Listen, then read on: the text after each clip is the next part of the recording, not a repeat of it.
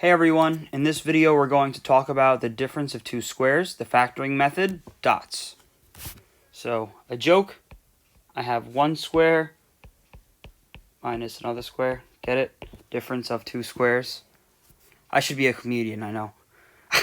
So anyway, the formula for difference of two squares looks like this. A squared minus b squared. If you have that situation, you have a plus b, a minus b. So, one of the things that's really important with dots is that we're always going to have a plus and a minus. So, the way I like to do it is whenever I know that I have to use dots, I make my two brackets. I take the square root of the first term, a squared. I put a in the first position in both of the factors. Now, b squared, I take the square root of b squared, I get b. And now I just need my plus and my minus, just like this. Now, a lot of the times people ask me, well, why do we need a plus and a minus? Is it always plus and minus? Yes, it is always plus and minus. We need one of each. Why do we need one of each? Because if I were to actually FOIL this out again, take a look at what actually happens. So first, a times a squared. Outside, a times negative b. So it's negative AB. Inside is BA. And last is B and negative B, which is negative B squared. So now if you take a look, the two middle terms here, the negative AB and the BA, when you add them together, they're like terms, so we can actually just cancel them out. So we're left with A squared minus B squared. So the whole point is that we need that middle term to cancel out. So we're left with something with only two terms. And another reason that this is a really easy method actually to use, because you just take a look at what we have, and what's the method called? Difference of two squares. So what do we need? We need a difference. Do we have a difference right here? Yes, we do. We have a minus sign. Do we have two perfect squares? X squared is a perfect square. 9 is a perfect square. So yep, we can use it. We put our two brackets here. What's the square root of x squared? X. What's the square root of 9? 3. And I need a plus, and I need a minus. Done. Next one. X squared minus 36. Do I have my difference? Yes. Do I have two perfect squares? Yes. I have x and x. Square root of 36 is 6. And then I have plus and minus. Done. The next one, x squared minus 144. Do I have a difference? Yes. Do I have two perfect squares? Yes. Done. X plus 12, x minus 12. And then the next one, x squared minus 64. Do I have a difference? Yes. Do I have two perfect squares? Yes. So it's just x plus 8, x minus 8. So this is a very easy factoring method, but it can get a little bit tougher. So take a look at the next couple here. So when we have something like 4x squared minus 36, yes, we have our difference. Now we have to look to see if we have two perfect squares. So we have, for the first term, the coefficient 4 in front of x squared. So in this case, for that whole term to be a perfect square, the coefficient 4 would have to be a perfect square, and x squared would have to be a perfect square. Well, fortunately, that actually is the case, because the square root of 4 is 2, and the square root of x squared is x. So, the square root of the whole term, 4x squared, is 2x. So we're going to do the exact same thing we did before. We're going to put the square root in the first position in each factor. So, just to make sure, 2x times 2x is indeed 4x squared, so we are good. The square root of 36 is 6. So we put that in the second position in each. And now we just need our plus and our minus. Also, a lot of times people ask me if it's okay if we write like this. 2x minus 6, 2x plus 6. Is that okay? Is that correct? Well, the answer is yes, that is correct. And the reason why is because the commutative property of multiplication.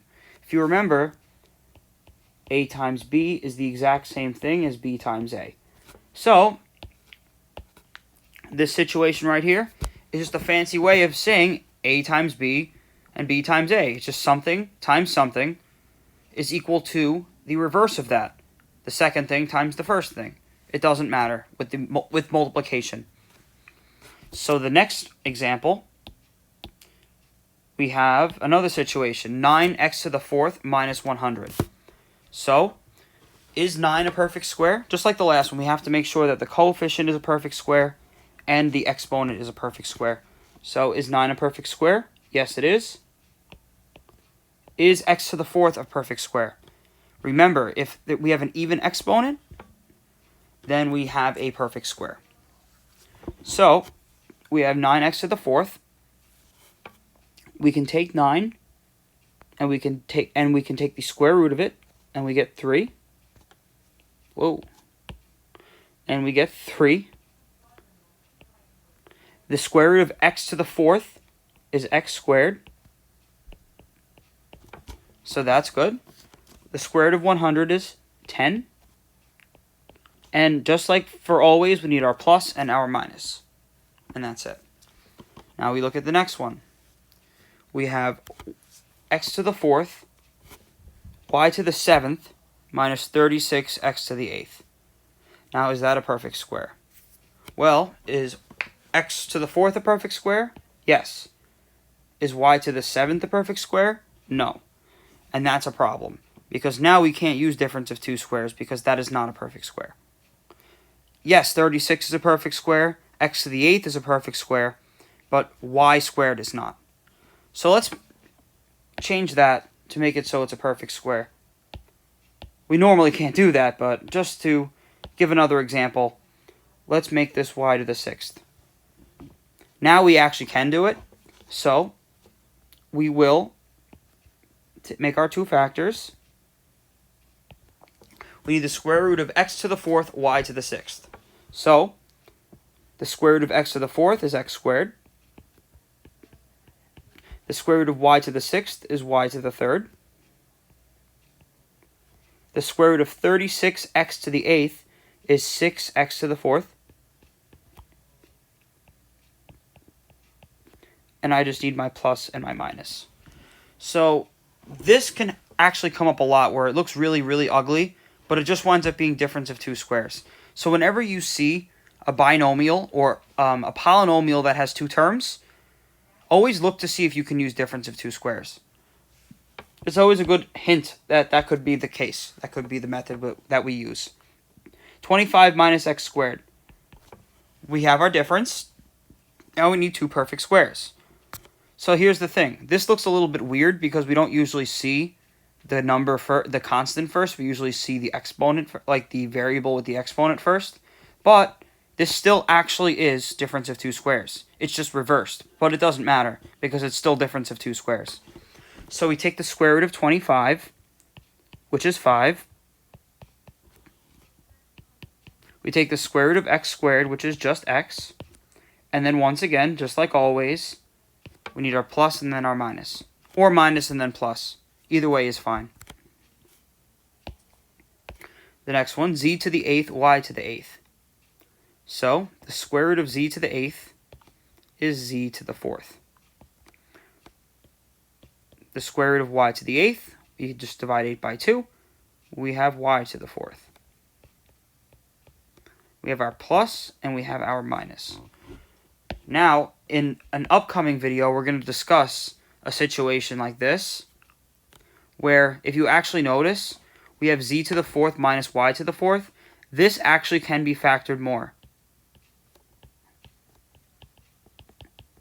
This can be factored further. Because that, believe it or not, is actually also difference of two squares. So we're going to do that in one of the next videos that talks about factoring completely. So stay tuned for that one. So just for the last one, let's take a look. We have 81 minus x squared. It's just like this situation up here, where we can take the square root of 81. Even though it looks backwards, it still works, because we have our difference, and we have our two squares. The square root of 81 is just 9. The square root of x squared is x.